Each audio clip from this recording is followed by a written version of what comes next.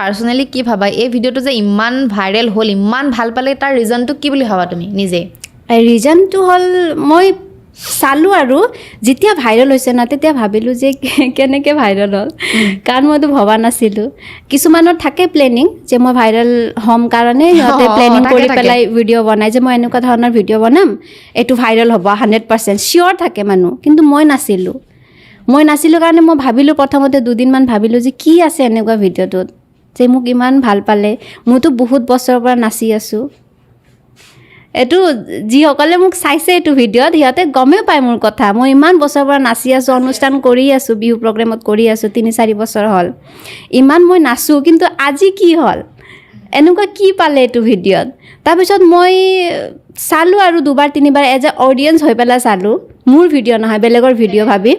ভাল লাগিলে কিবা এটা ভাল লাগিছে সেইটো বস্তুৱে কিবা এটা বস্তুৱে মানুহৰ মন ভাল লাগিছে